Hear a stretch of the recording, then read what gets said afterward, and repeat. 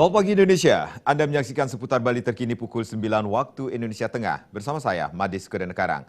Pemirsa, persediaan beras di Indonesia masih mencukupi hingga awal 2017. Oleh karena itu, Presiden Joko Widodo pun mengeluarkan kebijakan untuk menghentikan impor beras hingga akhir 2016 nanti.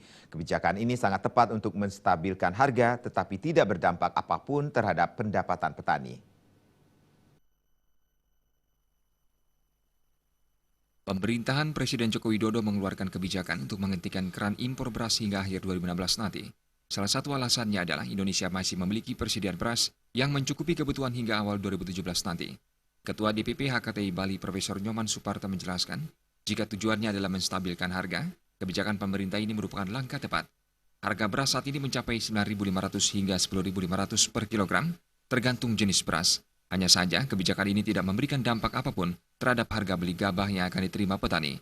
Penyebabnya adalah stabilnya harga beras saat ini dengan persediaan yang cukup untuk memenuhi kebutuhan pangan hingga Desember.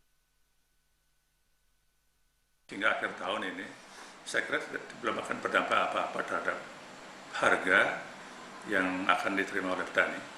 Karena kondisi sekarang ini beras masih agak stabil gitu. Stok cukup untuk kebutuhan pangan sampai dengan Desember. Nah, walaupun stok impor ya tidak akan ada pengaruhnya sama sekali. Jadi harga masih akan stabil.